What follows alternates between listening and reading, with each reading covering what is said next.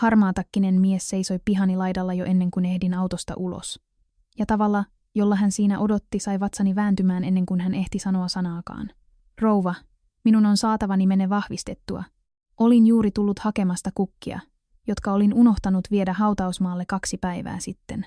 Mieheni ei ollut vielä edes kylmä haudassaan. Ja tämä mies seisoi pihallani, aivan kuin Jumala olisi lähettänyt hänet muistuttamaan, että suru ei anna rauhaa. 10 rouva Salminen 2 oven takaa oli postilaatikollaan teeskennellen lajittelevansa kirjekuoria, jotka oli jo tarkistanut 2. Tunsin hänen katseensa katsomatta. Sitä se on pienellä kadulla. Kaikki tietävät asiasi ennen sinua. Tarvitsen nimen, rouva. Hän sanoi uudelleen, rauhallisemmin tällä kertaa, aivan kuin olisi tehnyt tämän tuhansia kertoja 1000 naiselle, jotka seisoivat juuri siinä, missä minäkin. Nimeni on Pirjo Virtanen. Ja siihen tiistajaamuun asti luulin, että pahin, mitä minulle voi tapahtua, oli jo tapahtunut. Olin haudannut Simo-mieheni, jonka kanssa olin ollut naimisissa 31 vuotta, 4 päivää aikaisemmin. Luulin, että suru olisi vuori, jonka minun oli kiivettävä. En tiennyt, että joku rakensi aivan uutta selkäni takana. Kyllä, sanoin hänelle, se olen minä. Hän ojensi minulle ohuen paperinipun. Taivutettuna siniseen selkään sanoi hyvää päivänjatkoa, aivan kuin olisi antanut minulle kuitin, ja käveli takaisin autoonsa. Rouva Salminen oli edelleen postilaatikollaan. Nyökkäsin hänelle kevyesti, sellaisen nyökkäyksen, jonka antaa, kun ei halua kenenkään näkevän käsien tärisevän. Ja kävelin sisään omaan talooni, ikään kuin jalkani muistaisivat tien paremmin kuin mieleni. Haluan kysyä sinulta jotain, ennen kuin jatkan, koska minulla on tunne, että jotkut teistä jo tietävät tarkalleen, millaiseen hiljaisuuteen sillä päivänä astuin.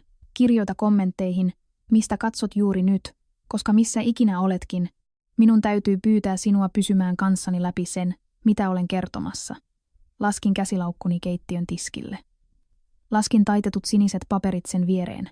Katsoin niitä pitkään, ennen kuin edes annoin itseni koskettaa niitä uudelleen, koska jokin osa minusta, se osa, joka vuosia luki juuri tällaista paperia muille ihmisille, tiesi jo, millaisen muodon tämä saisi.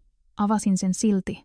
Ensimmäisellä sivulla oli asianumero, tuomioistuimen nimi, jonka tunnistin, koska olin aikoinaan käynyt sen saleissa työn puolesta. Vaikka kukaan perheessäni ei koskaan oikein ymmärtänyt, mitä työn puolesta tarkoitti minun kohdallani.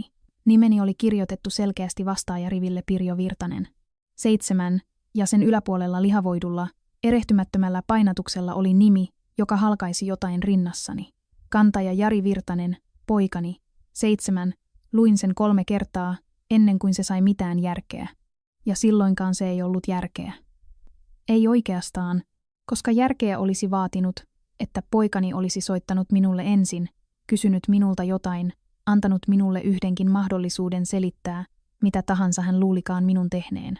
Sen sijaan hän oli lähettänyt vieraan pihaani ojentamaan sen minulle aivan kuin olisi itse vieras. Käänsin sivua. Käteni olivat nyt vakaammat kuin niillä olisi ollut oikeutta olla. Tarviten ymmärtää, mitä tarkalleen ottaen oma lapseni minusta ajatteli. Ja siinä se oli, yksi sana yksinään seuraavan osion yläpuolella, odottaen minua. Hyväksikäyttö. En itkenyt lukiessani sitä sanaa. Haluan sinun ymmärtävän sen, koska yllätin itseni. Taitoin paperit takaisin taitoskohtiaan pitkin. Asetin ne tiskille, kun ne olisivat jonkun muun postia, ja tein ainoan asian, joka oli järkevää juuri miehensä haudanneelle naiselle. Menin hänen vaatekaappiinsa, koska maailmassa ei voi mitään oikeusjutulle kello 9 aamulla. Mutta voi tehdä jotain miehen paidoille, jotka edelleen roikkuvat juuri siinä, mihin hän ne jätti. Simo piti kaappinsa puolen järjestyksessä, samalla tavoin kuin hän piti kaiken muunkin järjestyksessä, äänekkäästi, samalla tavalla kuin hän puhui. Kirkkaita solmioita kasattuina yhteen, aivan kun ne kiistelivät keskenään. Aloitin takeista, taitoin jokaisen ennen kuin asetin sen lahjoituspussiin. Ja jonkin aikaa se tuntui hyvältä, hyödylliseltä, ikään kuin surulla olisi ollut vihdoin paikka, minne pistää kätensä.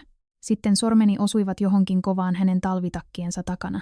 Metallilaatikko, harmaa, tarpeeksi pieni kannettavaksi yhdellä kädellä ja etupuolella lukko, ikään kuin sillä olisi ollut mielipiteitä löydetyksi tulemisesta.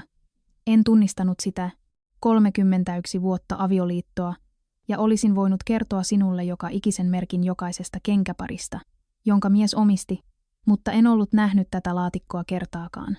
Puhelimeni soi keittiöstä ennen kuin ehdin vetää sen esiin. Melkein annoin sen soida. Suru on opettanut minulle paljon siitä, mitkä äänet ansaitsevat huomioni heti ja mitkä voivat odottaa. Mutta jokin minussa, jokin vanha vaisto, jota en ollut käyttänyt vuosiin, käski minua kuuntelemaan. En vastannut. Annoin sen soida vastaajaviestiin asti, laatikko yhä käsissäni. Ja kun pieni merkkiäni tuli minuutin kuluttua, kuuntelin viestin seisoen siinä vaatekaapin ovella. Pyyhkeet painettuna olkapäätäni vasten. Rouva Virtanen, tämä on asianajaja Tapio Ahosen toimisto, joka edustaa poikaanne tällä viikolla jätetyssä asiassa. Haluaisimme sopia ajan keskustellaksemme vaatimuksista suoraan. Pyydämme teitä soittamaan takaisin mahdollisimman pian. Suora, napakka, sellainen ääni, joka on koulutettu kuulostamaan kohteliaalta, samalla kun se tekee selväksi, ettei sen alla tapahdu mitään kohteliasta. Joten tämä ei ollut virhe. Ei ollut paperipala, jonka jokin ylikuormitettu asianajaja olisi lähettänyt liian nopeasti. Poikani oli palkannut jonkun. Poikani oli istunut jossain jonkun kanssa ja päättänyt, että tämä oli tekemisen arvoista. Laskin puhelimen lipaston päälle ja katsoin taas laatikkoa, koska sen katsominen oli helpompaa kuin istua sen ääressä, mitä vastaajaviesti tarkoitti. Lukko antoi periksi helpommin kuin odotin.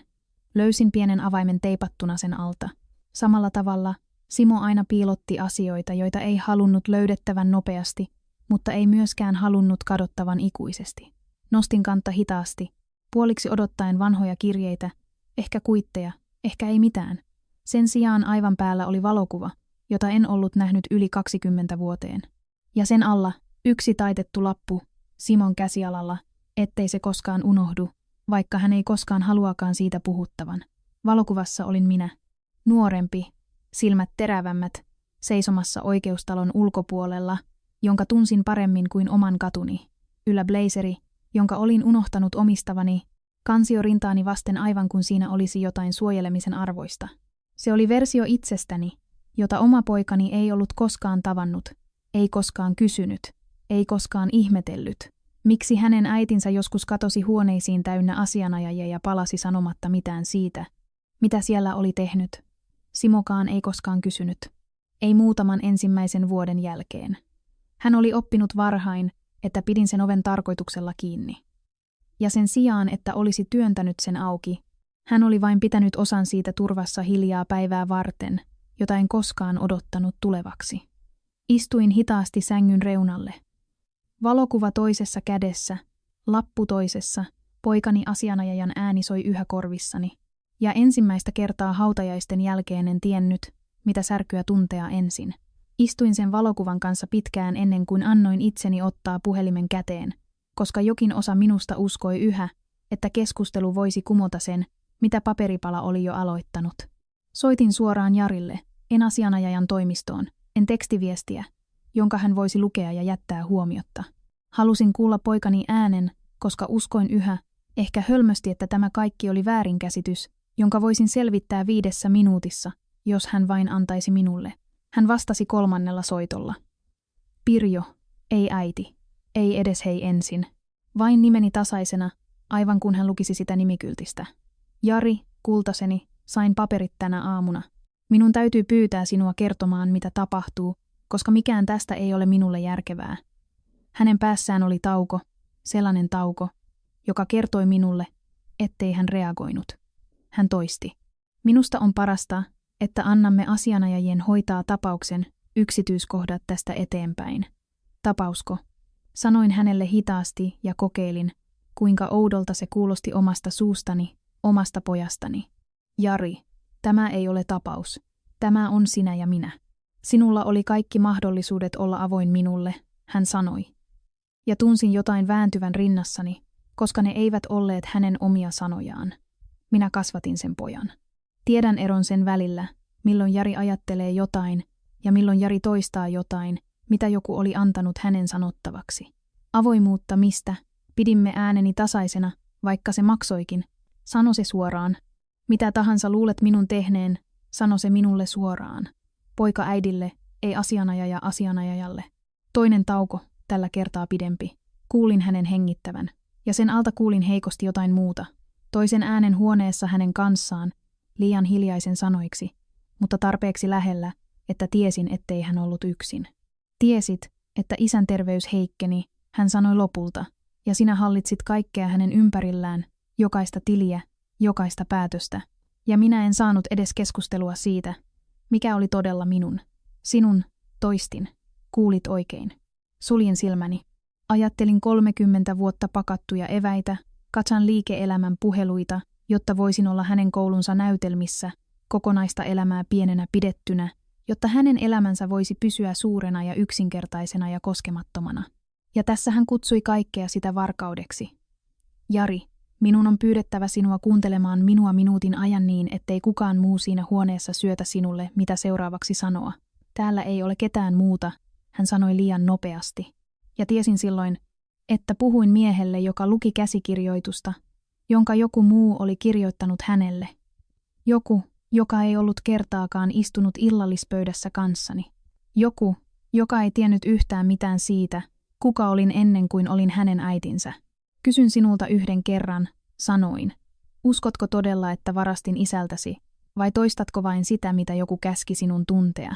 Hiljaisuus toisessa päässä venyi niin pitkään, että luulin hänen ehkä vastaavan minulle rehellisesti. Niin pitkään, että jokin pieni, hölmö osa minusta pidätti hengitystään toivoen.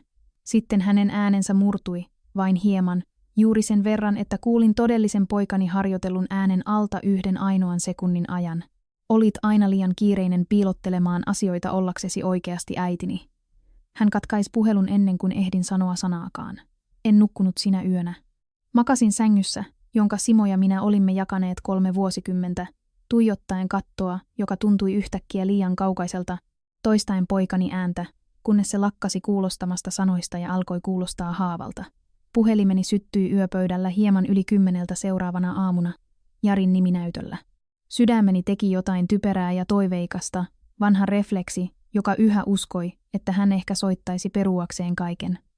Vastasin. Jari, ei mitään muuta kuin taustaääntä.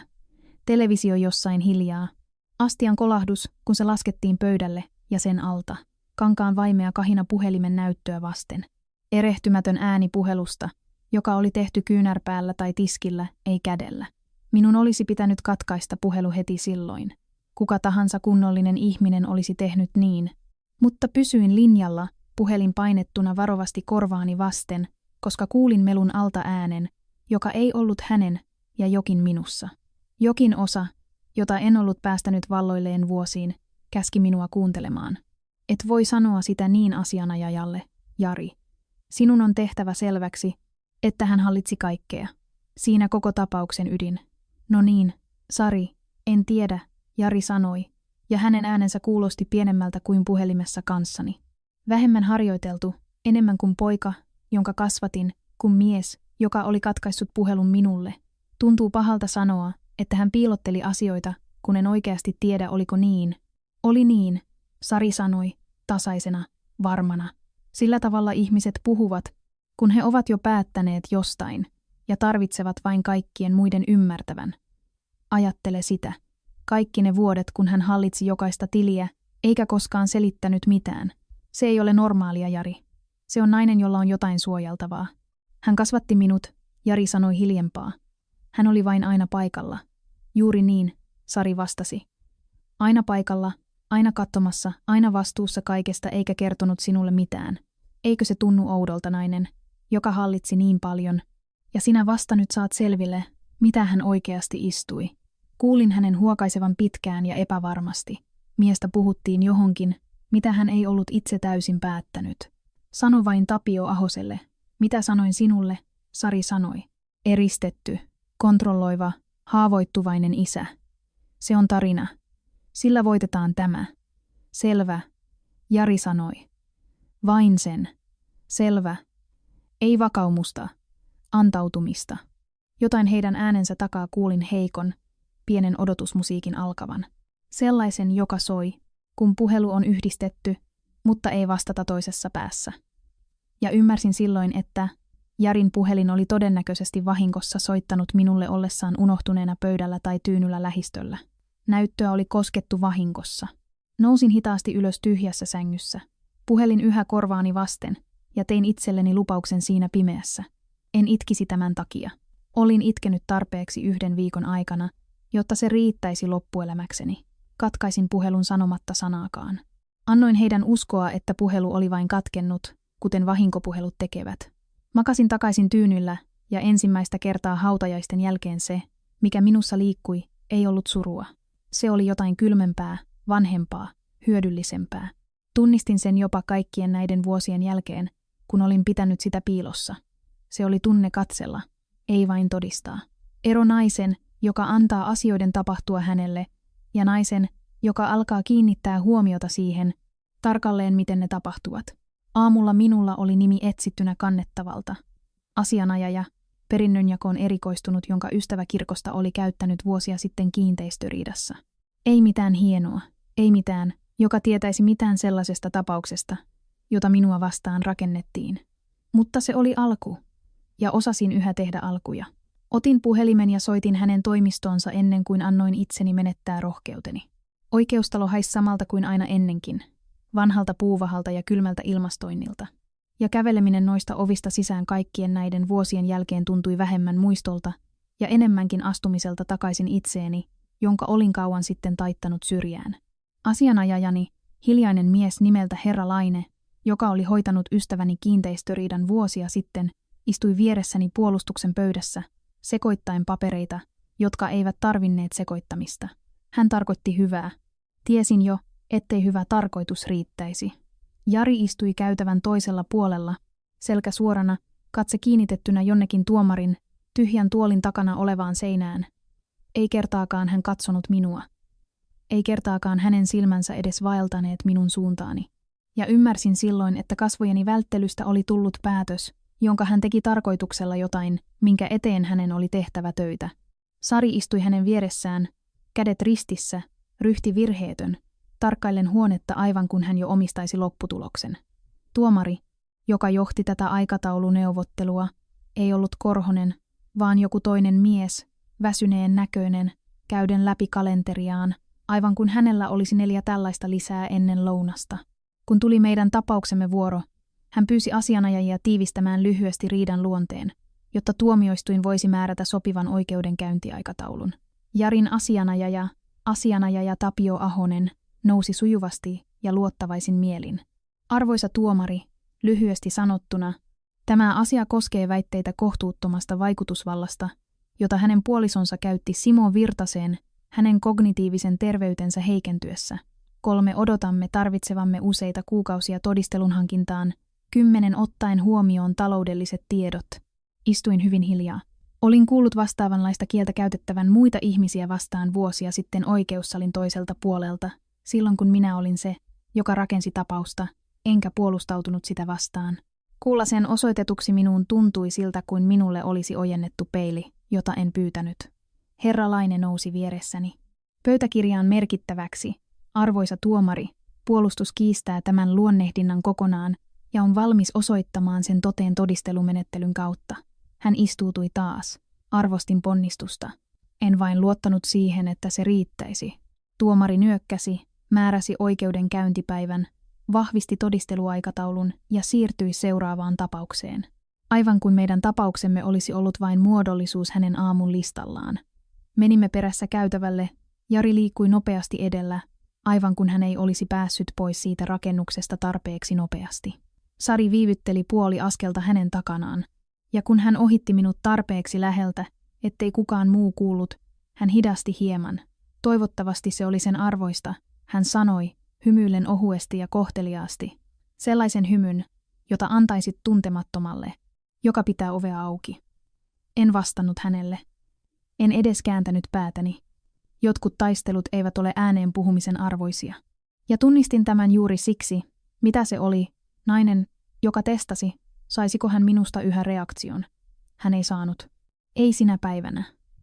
Katselin heidän kävelevän yhdessä pois, Jarin hartiat tiukkoina, Sarin käsi kevyesti hänen selässään, aivan kun hän ohjaisi häntä, ja ajattelin kuinka vähän oma poikani tiesi siitä naisesta, jonka hän oli valinnut rinnalleen.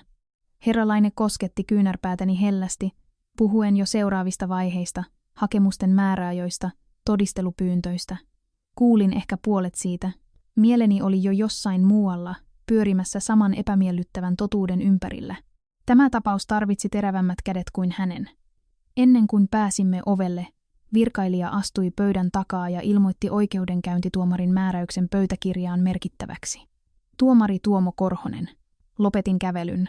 Istuin sen nimen kanssa koko kotimatkan. Korhonen.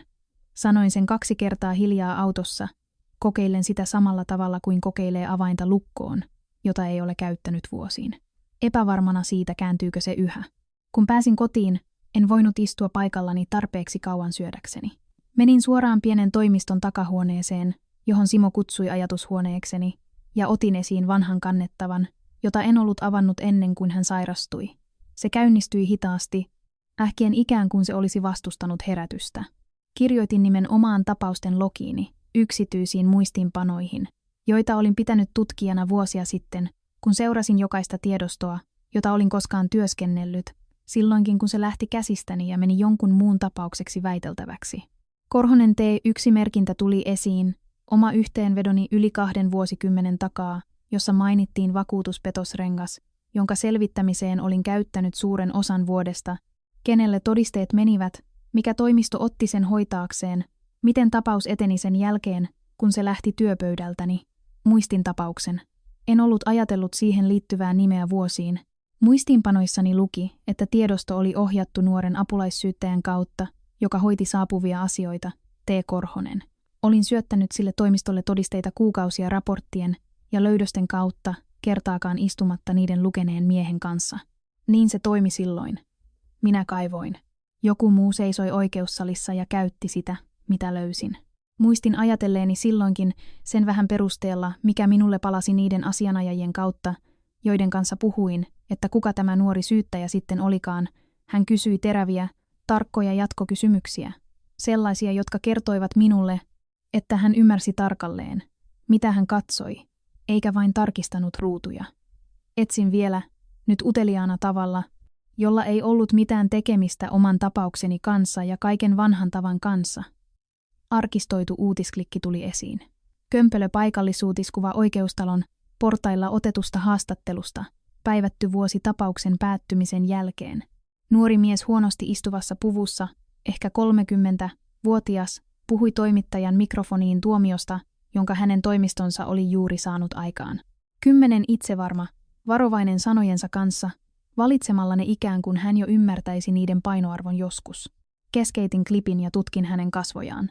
Nuorempi, ohuempi, mutta erehtymättömän sama luusto, samat vakaat silmät, jotka olin vuosien varrella silloin tällöin nähnyt vanhoissa uutiskuvissa. Tuomo Korhonen, syyttäjä, jonka varhaiset tuomiot perustuivat hiljaisesti osittain todisteisiin, joita keräsin ja luovutin kertaakaan kätelläksemme häntä. Nyt hän oli tuomari. Nyt hän päättäisi, oliko poikani oikeusjutulla minua vastaan mitään pohjaa. Nojasin taaksepäin tuolillani, kannettavan hehkuvalaisten pimeää huonetta ympärilläni, ja tunsin jotain liikkuvan rinnassani, mitä en ollut antanut itseni tuntea ennen Simon diagnoosia. Ei varmuutta, ei helpotusta, vain pieni, varovainen välähdys jostain, joka uskalsi toivoa, että tällä voisi olla väliä. En luottanut siihen vielä.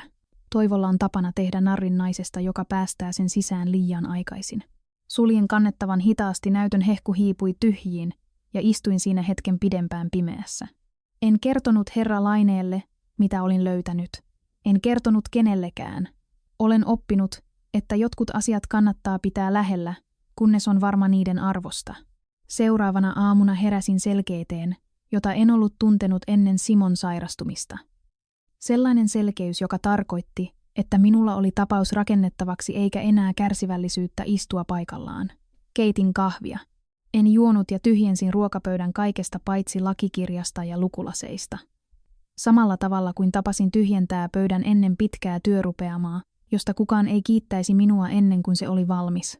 Yritis, jonka olin rakentanut, rekisteröitynä tyttönimelläni, Pirjo Puro, kauan ennen kuin koskaan vastasin Virtanen nimeen, vaikka kukaan perheessäni ei koskaan kutsunut sitä miksikään muuksi kuin Pirjon työksi, oli aina ollut minun. Ei tunteellisessa mielessä, vaan oikeudellisessa mielessä. Rekisteröiti ja strukturoitu omalla nimelläni vuosia ennen kuin koskaan pidin vihkisormusta. Silloin kun olin nuorempi nainen, rakensi jotain tyhjästä muusta kuin itsepäisyydestä ja kyvystä löytää mitä muut yrittivät piilottaa.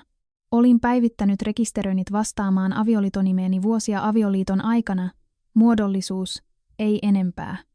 Omistajuus ei koskaan vaihtanut omistajaa prosessin aikana. Vedin vanhan arkistokaapin avaimen ulos lipaston laatikon takaa, sen, josta Simo tapasi kiusata minua, kutsuen sitä aarrearkun avaimeksi, aivan kuin piilottaisin kultaa paperitöiden sijaan. Tavallaan oletan, että piilotinkin. Varastoiksikköni 2 kaupungin toisella puolella piti sisällään laatikoita, joita en ollut avannut vuosiin, perustamisasiakirjoja, veroilmoituksia, omistusoikeusasiakirjoja, jotka oli päivätty tarkkuudella, josta olin nyt kiitollinen tavalla, jota en koskaan odottanut.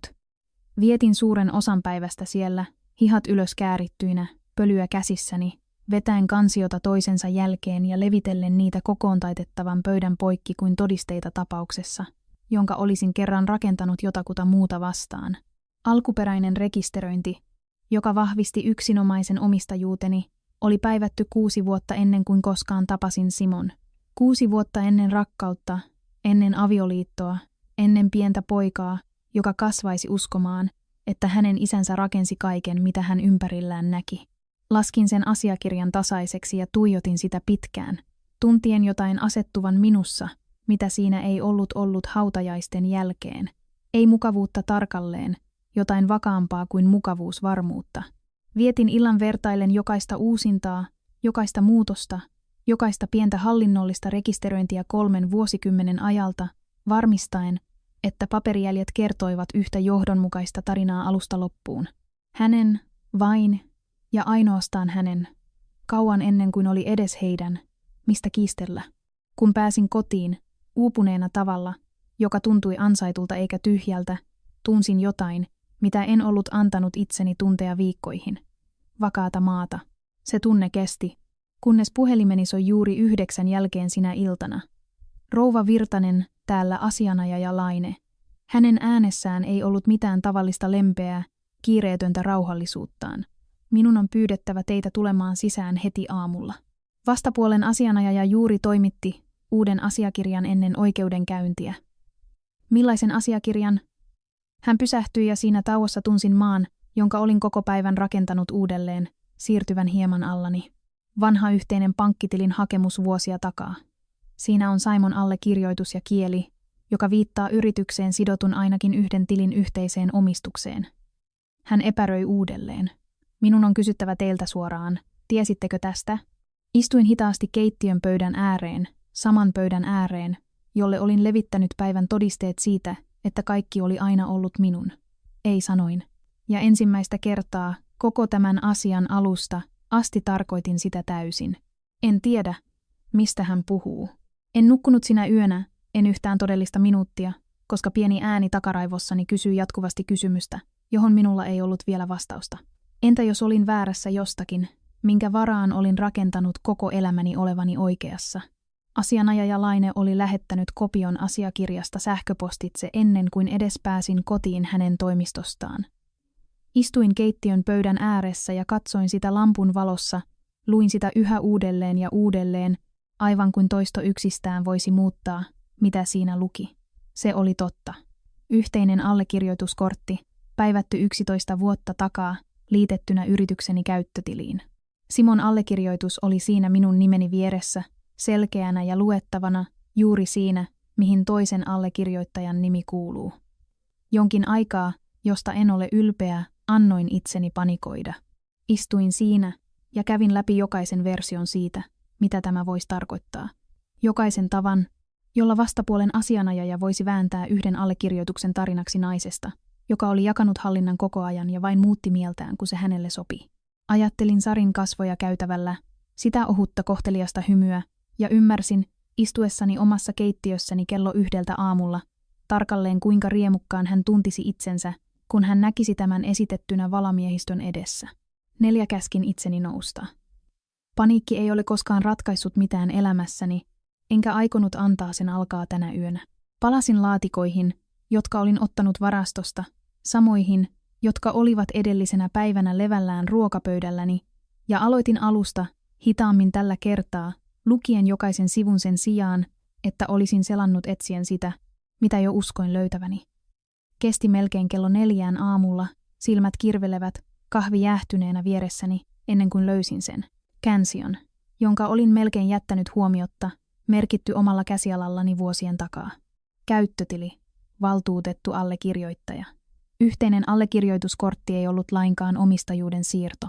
Se oli rutiininomainen pankkipäätös, jonka olin tehnyt samana vuonna, lisätessäni Simon valtuutetuksi allekirjoittajaksi yhdelle tietylle käyttötilille, jotta hän voisi hoitaa peruspankkitalletukset, kun matkustin tapauksen vuoksi, joka piti minut poissa kaupungista viikkoja kerrallaan. Pankit vaativat sellaisia papereita kaikilta talletusoikeuden saaneilta omistajuudesta riippumatta. Se on pelkkä mukavuusjärjestely, ei mitään muuta. Se ei koskaan vaikuttanut omistajuuden rekisteröinteihin, ei koskaan vaikuttanut itse yrityksen hallintaan. Se oli paperityö, jonka jokainen pankinjohtaja tunnistaisi heti paikan päällä, mutta irrallaan kontekstistaan, yksinään, 12 vieraan edessä valamiehistön paikalla. Se voisi näyttää juuri siltä, miltä Sari halusi sen näyttävän. Nojasin taaksepäin tuolillani, kun taivas ulkona alkoi muuttua harmaaksi. Helpotus liikkui minussa hitaasti ja epätasaisesti, kun veri palaamassa tunnottomaan raajaan. Minulla oli totuus. Olin siitä nyt varma. Mutta ymmärsin myös jotain muuta. Istuessani hiljaisuudessa auringon noustessa, tietäen totuuden, ja saadessani 12 vierasta uskomaan sen paineen alla, olivat kaksi hyvin erilaista taitoa. Ja en ollut varma, oliko herra Laineella sitä jälkimmäistä. Ajattelin sitä oikeustalon ulkopuolista käytävää, Sarin varmuutta, sitä kuinka itsevarman näköinen hän oli kävellessään pois Jarin käsivarsi kädessä. En voinut tehdä tätä miehen kanssa, joka hoiti kiinteistöriitoja kirkon ystäville. En enää. Otin puhelimen juuri, kun aamun ensimmäinen täysi valo tuli keittiön ikkunasta, ja etsin nimeä, jonka olin kuullut vuosia sitten kollegalta, joka vannoi, ettei ollut tapausta, jota tämä nainen ei voisi purkaa. Anneli Mäkisen toimisto ei ollut hieno, mutta kaikki siinä näytti ansainneen paikkansa, ja niin teki hänkin. Hän ei noussut, kun astuin sisään. Ei tarjonnut sitä kohteliasta hymyä, jonka useimmat antavat pelkäävälle ja epätoivoiselle uudelle asiakkaalle. Hän katsoi ylös jo avatusta kansiosta työpöydällään. Minun kansioni, sen jonka olin lähettänyt 2 päivää aiemmin, ja tutki minua pitkään ennen kuin sanoi sanaakaan. Istukaa, rouva Virtanen. Istuin. Luin lähettämänne. Hän napautti kansiota 2 sormella. Yhteinen tiliote. Haluatteko selittää minulle, miksi se ei suoraan katsottuna näytä juuri siltä, mitä poikanne lakimies tulee sanomaan sen olevan? Se oli verotuksellinen uudelleenjärjestely, sanoin. Toinen allekirjoittaja lisättiin yhdelle käyttötilille, jotta mieheni voisi hoitaa talletuksia. Kun matkustin tapauksen vuoksi, sen kerroitte minulle sähköpostissa. Hän keskeytti, ei epäystävällisesti, mutta ei myöskään lempeästi. Kysyn, mitä todisteita teillä on, jotka eivät ole vain sanaanne. Tunsin jotain nousevan minussa. En ollut tuntenut sitä kohdistettuna itseeni pitkään aikaan. Erityistä pistelyä siitä, että joku, jota tarvitsin puolelleni, epäili minua. Minulla on alkuperäinen rekisteröinti, sanoin pitäen ääneni tasaisena. Minulla on verovuoden asiakirjat. Minulla on kirjeenvaihto tilintarkastajani kanssa tuolloin, selittäen uudelleenjärjestelyn, päivättynä samalta kuukaudelta. Näyttäkää. Vedin kansion laukustani ja avasin sen hänen työpöydälleen, sivu kerrallaan. Sillä tavalla olin esittänyt todisteita syyttäjille, jotka tarvitsivat enemmän kuin minun sanani edetäkseen asiassa. Alkuperäinen omistajuusrekisteröinti 6 vuotta ennen kuin koskaan menin naimisiin Simon kanssa. Verotuksellinen uudelleenjärjestelymuistio, tilintarkastajan kirje päivättynä ja allekirjoitettuna, selittäen selkeästi, miksi toinen allekirjoitus oli lisätty siihen yhteen tiliin eikä mitään muuta. Mäkinen luki jokaisen sivun hitaasti. Ei mitään kiirettä hänessä ollenkaan. Toisinaan vertailen päivämääriä toisiinsa, ikään kuin hän etsisi jotain särön, jonka olisin saattanut jättää huomaamatta. Tämä rekisteröinti, hän sanoi lopulta napauttaen alkuperäistä omistusasiakirjaa, edeltää avioliittoanne 6 vuodella. Kyllä. Ja yhteinen tiliote on päivätty 11 vuotta sen jälkeen. Kyllä. Hän nojasi takaisin tuolissaan, tutkien minua nyt paperien sijaan. Rakensitte todellisen yrityksen itseksenne ennen kaikkea tätä. Kyllä. Ensimmäistä kertaa sen jälkeen, kun olin astunut sisään, hänen ryhtinsä muuttui hieman. Tiukka skeptisyys löystyi joksikin kunnioituksen kaltaiseksi. Useimmat ihmiset, jotka tulevat tuosta ovesta tällaisen puhtaan tarinan kanssa, valehtelevat, hän sanoi. Te ette valehtele. Ei, sanoin. En ole. Hän sulki kansion hitaasti, napautti sitä kerran pöytää vasten suoristaen sisällä olevat sivut ja katsoi minua nyt erilaisella tarkkaavaisuudella. Terävämmin, uteliaammin. Kertokaa minulle työstäsi, hän sanoi.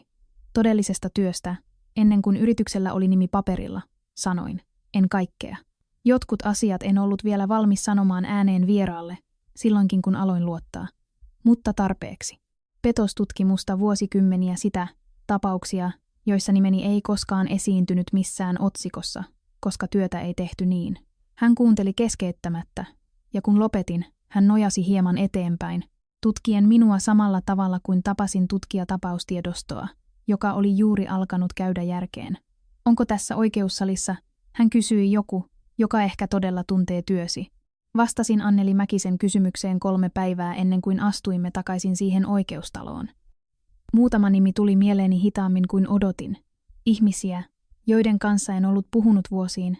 Entinen kollega, jonka kanssa vaihdoimme tapaustiedostoja, asianajaja, jota olin auttanut vangitsemaan miehen, joka oli huijannut kokonaisen eläkeyhteisön säästöistään. Mäkinen soitti muutaman puhelun. En kysynyt, mitä hän sanoi heille. Sain selville, mitä hän sanoi, kun astuin siihen oikeussaliin. Yleisökatsomo oli täydempi kuin odotin kaltaiselleni tapaukselle. 4 tunnistin kasvot takaosasta. Olli Nieminen, petosasianajaja, jota en ollut nähnyt sitten tapauksen, jota olimme työskennelleet yhdessä lähes 15 vuotta sitten, nyökkäsi kerran minun suuntaani, aivan kuin hän ei olisi vielä varma, muistaisinko hänet. Muistin. 2 riviä edempänä istui nainen, jota en tuntenut, muistilehtiö kädessään. Erehtymätön ryhti kenestäkin, joka raportoi uutista sen sijaan, että eläisi sitä. Mäkinen oli maininnut melkein ohimennen, että pieni lakiblogi, joka käsittelee paikallisia siviiliriitoja, oli poiminut tapauksen pöytäkirjasta. Nainen, jota syytettiin kuolevan aviomiensä hyväksikäytöstä, kerran itse hiljaisesti tunnettu nimi petospiireissä. Se oli sellainen ironia, joka teki helpoksi tiistaipostaukseksi, ei mitään muuta, mutta se riitti saamaan jonkun siihen istuimeen. Mäkinen nojasi puoleeni asettuessamme puolustuksen pöytään. Tuomari voi lopettaa tämän aikaisin. Jos todisteet murenevat hänen edessään, hän sanoi tarpeeksi hiljaa, jotta vain minä kuulin. Ei se aina tapahdu, mutta joskus tapahtuu. Nyökkäsin, vaikka katseeni oli jo vaeltanut tuomarin istuimelle, joka oli nyt tyhjä, odottamassa. Jari istui käytävän toisella puolella, leukaluu tiukkana, tuijottaen suoraan eteenpäin samalla tavalla kuin edellisessä kuulemisessa. Sari istui hänen vieressään, selkä suorana, tasapainoinen, nainen, joka luotti tarinaan, jonka rakentamiseen oli käyttänyt viikkoja. Haastemies julisti oikeuden istunnon alkaneeksi, ja tuomari Tuomo Korhonen astui sisään, 49. Hän näytti täsmälleen samalta kuin se mies siinä vanhassa uutisklipissä, ikääntynyt sillä tavalla, kuin vakava elämä ikäännyttää vakavat kasvot. Vakaa, lukukelvoton. Mies, joka oli oppinut kauan sitten olemaan paljastamatta oikeussalille, mitä hän ajatteli. Hänen katseensa pyyhkäisi huoneen kerran, ammattimaisesti, vaivautumatta, ennen kuin se pysähtyi hetkeksi edessään olevan asian tiedostoon. Virtanen vastaan Virtanen, hän luki ääneen, tasaisesti, menettelyllisesti, vain nimi pöytäkirjassa hänelle. Ei enempää, ei vielä. Tunsin jotain kiristyvän rinnassani, kun katselin hänen katsovan suoraan ohitseni ilman minkäänlaista tunnistamisen merkkiä. Ja muistutin itseäni, samaan tapaan kuin olin tehnyt päiväkausia, että juuri tätä odotin. Hän ei ollut kertaakaan nähnyt kasvojani, vain muistiinpanojani vuosia sitten, ohjattuna muiden käsien kautta, ennen kuin ne edes saavuttivat hänet. Asianajaja Tapio Ahonen nousi ensin, napittaen takkinsa miehen harjaantuneella rauhallisuudella, joka uskoi jo omistavansa huoneen. Arvoisa tuomari, valamiehistön jäsenet, hän aloitti, ääni sujuvana, kiireettömänä. Tämä tapaus kertoo naisesta, joka vietti koko elämänsä tullen erittäin hyväksi asioiden piilottelussa. Pieni aalto liikkui takanani olevassa yleisökatsomossa. En kääntynyt katsomaan sitä. Pirjo Virtanen rakensi uransa löytämällä sen, mitä muut yrittivät piilottaa, Ahonen jatkoi, antamalla sanojen laskeutua hitaasti ja harkitusti. Ja aiomme osoittaa, että kun oli kyse hänen oman miehensä heikkenevästä terveydestä, hän käytti kaikkia näitä taitoja ei suojellakseen häntä, vaan rakentaakseen elämän petoksen varaan aivan perheensä nenän edessä. Istuin täysin hiljaa, kädet ristissä, selkä suorana ja annoin sanojen liikkua lävitseni antamatta hänelle sitä reaktiota, jota hän toivoi. Ahonen antoi avauspuheenvuoronsa istua ilmassa pitkään, ennen kuin hän jatkoi, kuten mies tekee, kun hän haluaa valamiehistön marinoituvan syytöksessä, ennen kuin antaa heille mitään muuta ajateltavaa. Asiakkaani isä, hän jatkoi, vietti viimeiset vuotensa kognitiivisessa heikkenemisessä, eristettynä täydestä taloudellisesta läpinäkyvyydestä sen yhden henkilön toimesta, joka hallitsi jokaista tiliä, jokaisen asiakirjan, jokaista päätöstä, joka tehtiin siinä taloudessa. Hän kääntyi valamiehistön puoleen, ääni tasaisena, harjoiteltuna. Todisteet osoittavat yhteisen pankkiallekirjoituskortin, jossa on Simo Virtasen oma käsiala, mikä todistaa, että hänellä oli oikeutettu vaatimus varoihin, joita hänen vaimonsa nyt väittää olleen aina yksinomaan hänen omiaan. Hän ei nostanut itse asiakirjaa esiin, vain kuvaili sitä sillä tavoin, kuin avauspuheenvuoron kuuluukin toimia. Lupaus siitä, mitä todistus myöhemmin todistaisi, ei todisteita esitetty ennen kuin yksikään todistaja oli puhunut. Mies ei allekirjoita mitään, mihin hänellä ei ole osuutta, Ahonen sanoi, ellei joku vakuuttanut hänet toisin. Vuosia pidin kädet ristissä sylissäni, selkä suorana, kasvoni järjestettynä samaan rauhalliseen tyyneyteen, jota olin kantanut ensi kerran astuttuani siihen oikeussaliin. Se maksoi minulle enemmän kuin kukaan siinä huoneessa pystyi näkemään, mutta olin viettänyt eliniän oppien, että sillä hetkellä, kun antaa kasvojensa vastata syytökseen, on jo menettänyt jotain, mitä ei voi saada takaisin, käytävän toisella puolella.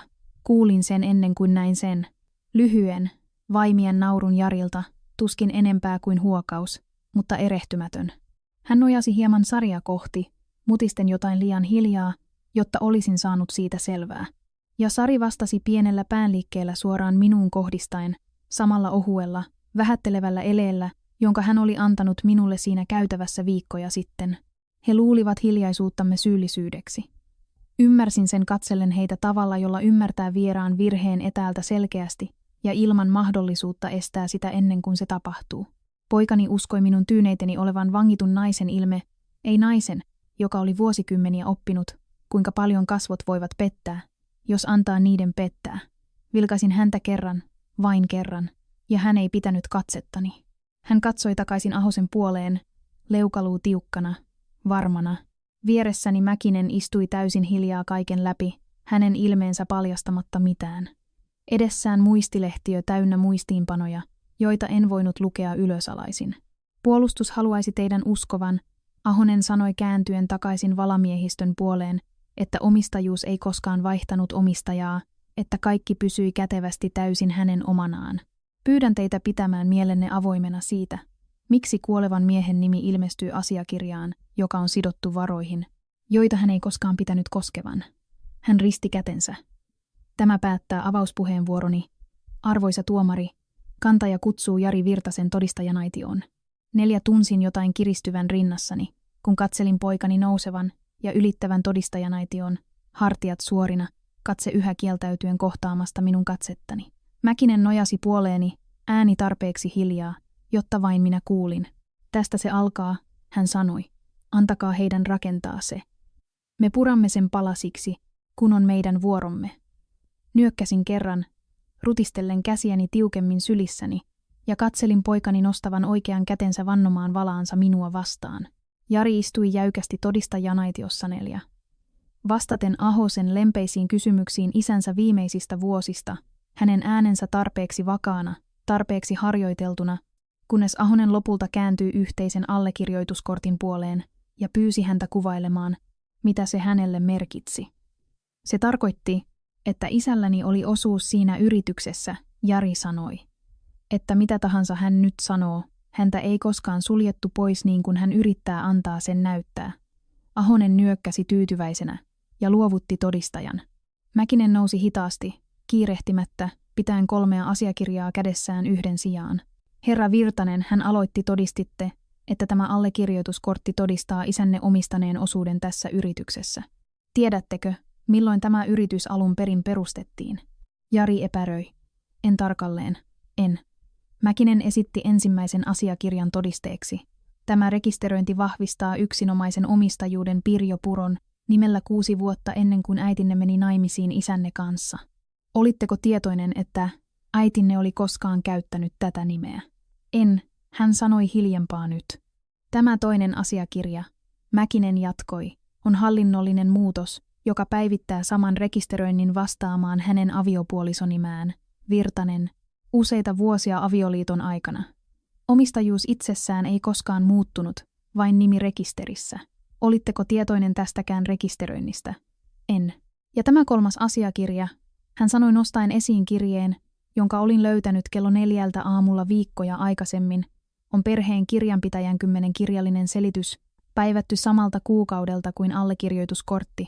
Kuvailen sen olevan rutiininomainen toisen allekirjoittajan lisääminen vain talletustarkoituksiin. Olitteko tietoinen tästä kirjeestä? En, tuskin kuului nyt.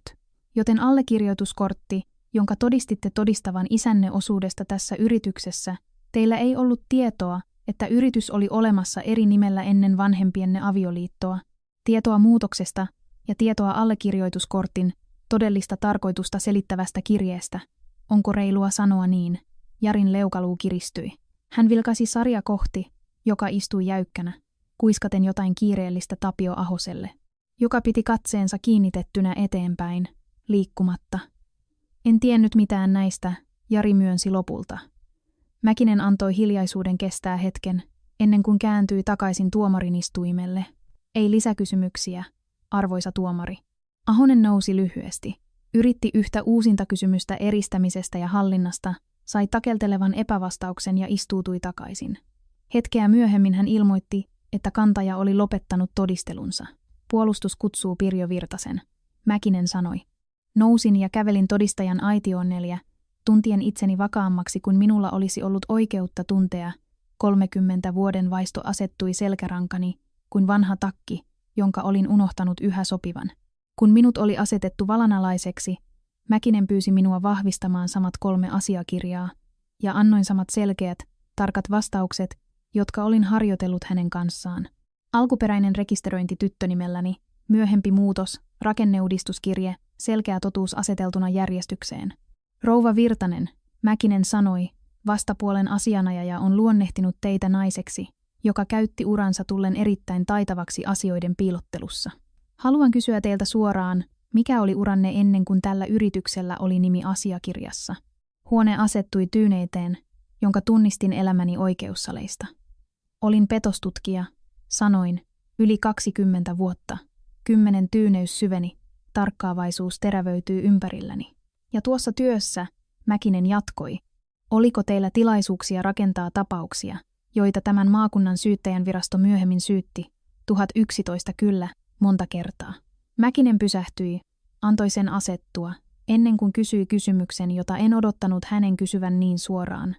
Rouva Virtanen, onko mahdollista, että joku tässä samassa oikeussalissa luotti joskus työhönne tapaamatta teitä koskaan? Vastasin Mäkisen kysymykseen ainoalla tavalla, jonka tiesin. Suoraan, kiirehtimättä, antaen totuuden tehdä sen, minkä totuus tekee parhaiten, kun sen vihdoin lakkaa piilottamasta. On mahdollista, sanoin. Vietin vuosia rakentaen raportteja, jotka menivät syyttäjänvirastoon. Vakuutuspetoksia, kavalluksia, vanhusten hyväksikäyttötapauksia. Nimeni esiintyi harvoin missään julkisesti. Asianajajat, jotka käyttivät työtäni, olivat niitä, joiden nimet päätyivät lehtiin, ei minun.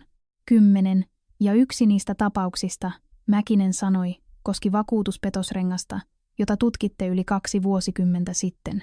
Eikö totta? Kyllä, aivan oikein. Voitteko kertoa valamiehistölle, kuka hoiti sen tapauksen syytteen vastaanoton? 10 tunsin jotain laskeutuvan huoneen yli ennen kuin edes sanoin sen.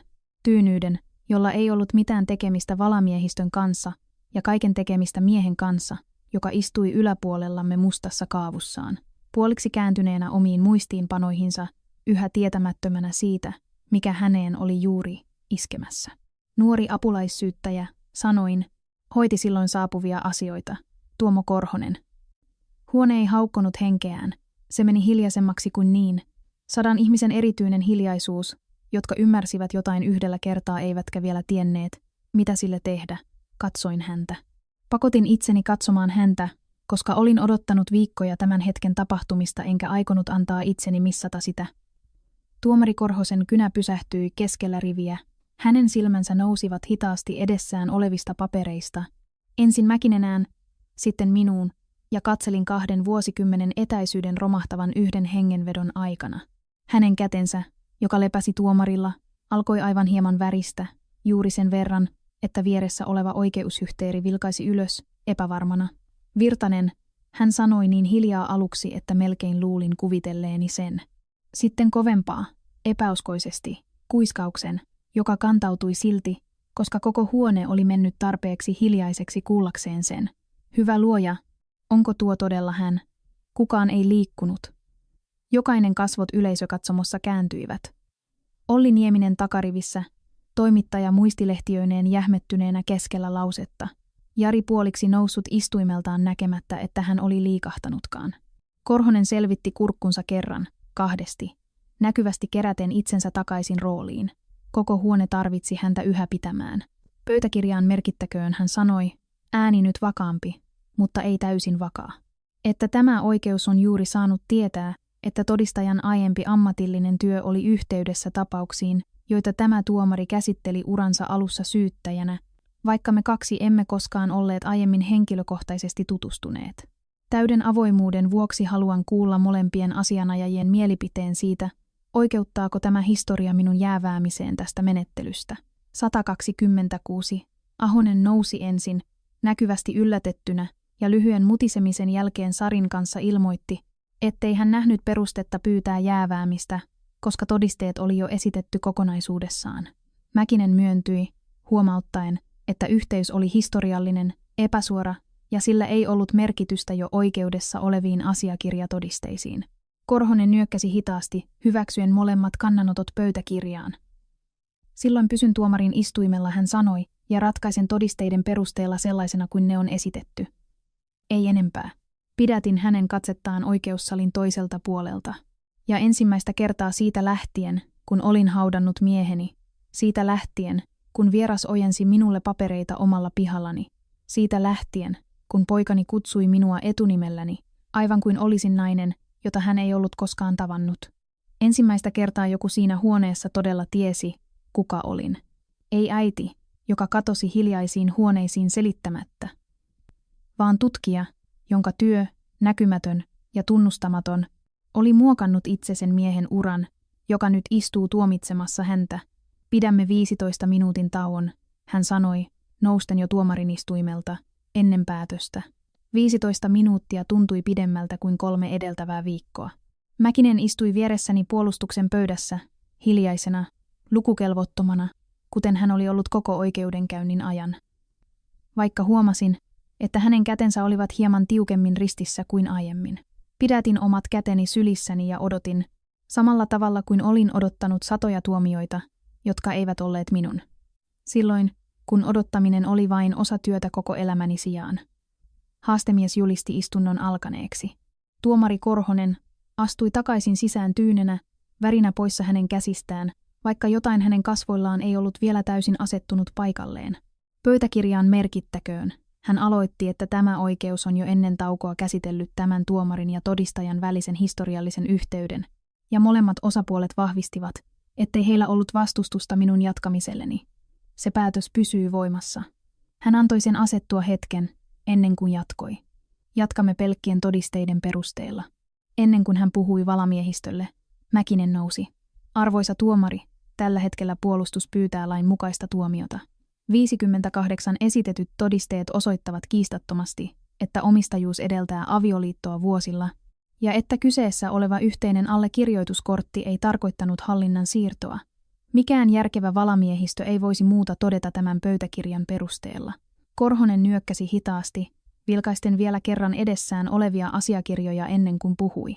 Antaen edellään oleva todistusaineisto, katson, että mikään järkevä valamiehistö ei voisi päätellä syytetyn käyttäneen kohtuutonta vaikutusvaltaa miehensä varoihin, kun pöytäkirja selvästi osoittaa, että nämä varat edeltävät itse avioliittoa vuosilla, joissakin tapauksissa vuosikymmenillä. Hän katsoi ensin valamiehistöön, sitten lyhyesti minuun. Oikeus myöntää vaatimuksen tuomiosta lain nojalla vastaajan hyväksi. Tämä tapaus hylätään. 8 oikeus toteaa edelleen pöytäkirjaan, että esitetyiltä vaateilta puuttui todistusaineisto jo alusta alkaen. En liikkunut heti. Annoin sanojen asettua samalla tavalla kuin antaa kuuman veden asettua ennen kuin luottaa sen polttamattomuuteen. Vieressäni Ahonen istui hyvin hiljaa, leukaluu tiukkana, keräilen jo papereitaan jäykällä tehokkuudella miehenä, joka ymmärsi, ettei ollut enää mitään väiteltävää. Käytävän toisella puolella Jari istui jähmettyneenä, tuijottaen tilaa, jossa tuomari oli juuri ollut, aivan kuin päätös ei olisi vielä matkannut hänen korvistaan siihen osaan häntä, joka yhä tarvitsi ymmärtää sen. Keräsin oman kansion hitaasti, nyökkäsin kerran Mäkiselle ja nousin istuimeltani sanomatta sanaakaan kenellekään kantajan pöydässä. Kävelin ulos käytävälle yksin, Mäkinen askeleen perässäni, puhuen hiljaa seuraavista vaiheista, joita kuulin vain puoliksi, ja siellä, lähellä käytävän päässä olevia korkeita ikkunoita, kuulin Sarin äänen nousevan terävästi takanani. Tämä ei ole se elämä, johon suostuin. Hylätty tapaus ja oikeudenkäyntikulut, joihin meillä ei ole varaa. Sanoin sinulle, että tämä oli virhe heti, kun se alkoi maksaa meille sen sijaan, että se olisi tuottanut voittoa. Käänsin päätäni juuri sen verran, että näin hänen seisovan muutaman metrin päässä Jarista, takki jo yhden käsivarren yli, katse kova ja loppuunpantu tavalla, jolla ei ollut mitään tekemistä surun kanssa ja kaiken tekemistä pettymyksen kanssa. Hän ei odottanut hänen vastaustaan. Hän käveli suoraan hänen ohitseen, korot terävästi marmorilattialla, ulos oikeustalon ovista kurkistamatta kertaakaan taakseen. Jari seisoi siinä yksin keskellä sitä käytävää, hartiat lysyssä, näyttäen yhtäkkiä paljon pienemmältä kuin mies, joka oli istunut kivikasvoisena 3 viikkoa kuulemisissa. Mäkinen kosketti käsivarttani hellästi. Minä haen auton, hän sanoi astuessaan kohti uloskäyntiä. Käännyin kävelemään toiseen suuntaan, kohti käytävän hiljaista päätä. En ehtinyt mennä muutamaa askelta kauemmas, kunnes kuulin askelia takanani, epäröiviä, epätasaisia, erehtymättömästi hänen omiaan. Lopetin kävelyn, mutta en kääntynyt heti ympäri, antaen hänelle saman kohteliaisuuden, jota hän ei ollut kertaakaan antanut minulle. Mahdollisuuden päättää itse. Halusiko hän todella sanoa jotain vai tarvitsiko hän vain, että kuulin hänen askelensa. Äiti, ei Pirjo. Ensimmäistä kertaa hän kutsui minua niin koko tämän asian alusta asti. Käännyin hitaasti ympäri. Hän seisoi muutaman metrin päässä, kädet vapaasti sivuillaan, ei jälkeäkään siitä jäykästä varmuudesta, joka oli kantanut häntä 3 viikkoa istuessaan kivikasvoisena käytävän toisella puolella. En edes tiedä, mistä aloittaa, hän sanoi. Voit aloittaa totuudesta, sanoin, koska olemme vihdoin paikassa, joka sallii sen. Hän värähti vain hieman, mutta ei katsonut pois. Kuulin sinua siellä. Petostutkija, 20 vuotta, syyttäjän viraston käyttämiä tapauksia. Hän pudisti päätään hitaasti, aivan kuin sanat eivät vieläkään istuisi oikein hänen suussaan. Miten minä en tiennyt sitä? Koska en koskaan kertonut sinulle, sanoin. Ja sinä et koskaan kysynyt. Olisitko kertonut minulle? Jos olisin kysynyt. Ajattelin sitä rehellisesti, koska hän ansaitsi rehellisyyden enemmän kuin mukavuuden juuri nyt. En tiedä. Ehkä. Vietin koko lapsuutesi päättäen, mikä oli tärkeämpää. Olla läsnä sinulle vai olla sinun tuntemasi. Valitsin läsnäolon. En kadu sitä valintaa. Kadun, että kasvoit uskomaan, että hiljainen tarkoittaa tyhjää.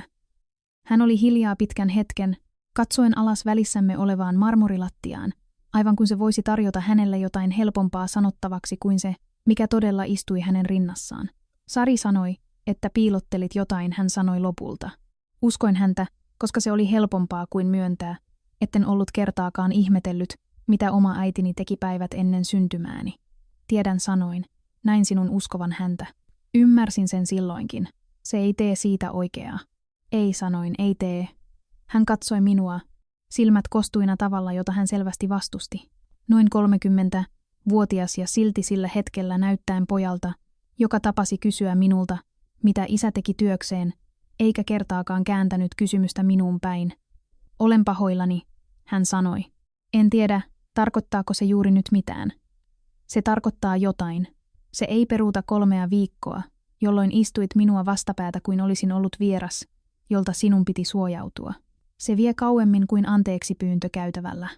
Hän nyökkäsi, hyväksyen sen, ettei enää ollut mitään väiteltävää hänessä. Voinko soittaa sinulle, hän kysyi. Ei tapauksesta, mistään siitä, kaikesta siitä. Voit soittaa, sanoin. En voi luvata, mitä saat, kun soitat. Olen yhä sama nainen kuin olin ennen tätä kaikkea. En vain aio piilottaa häntä enää. Hän nyökkäsi uudelleen, jotain asettui hänen kasvoillaan, joka näytti ensimmäistä kertaa viikkoihin omilta tunteiltaan jonkun muun käsikirjoituksen sijaan. En halannut häntä. Jotkut etäisyydet eivät umpeudu yhdellä käytävällä, vaikka molemmat ihmiset kuinka haluaisivatkin. Nyökkäsin vain kerran, käännyin ja kävelin ovia kohti, missä Mäkinen odotti auton kanssa, jättäen hänet seisomaan sinne mitä tahansa hän tarvitsi käsitelläkseen itse. Hän kysyi minulta, kuka minä todella olin. Kerroin hänelle totuuden.